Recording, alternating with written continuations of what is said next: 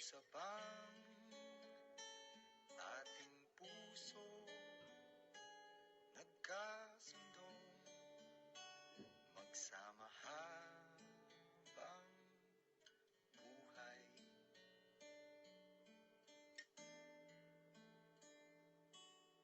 Nagsumpaan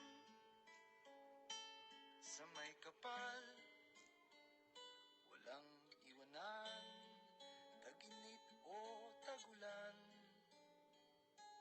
haharapin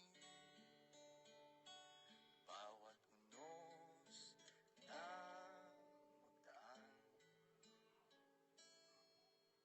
Sana'y di magmaliw ang pagtingin.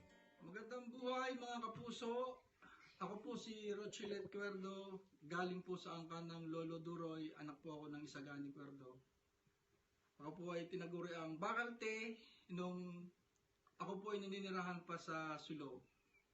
Ito po ang aking pamilya, si Ama, si Aubrey, at si Bambo.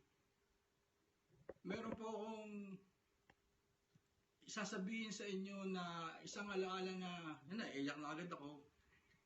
Hindi ko makakalimutan nung ako siguro mga 35 years na po ako nakalipas.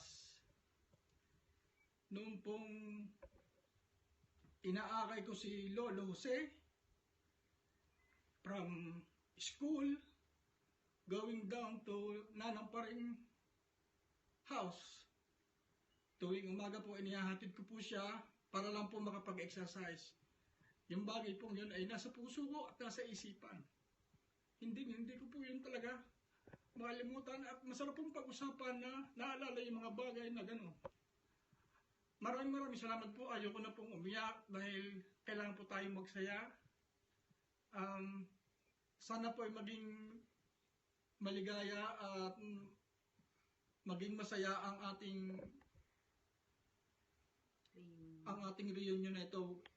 Kahit man lang po na hindi kami makapunta dahil may mga bagay po kaming, may mga kompromiso po kami.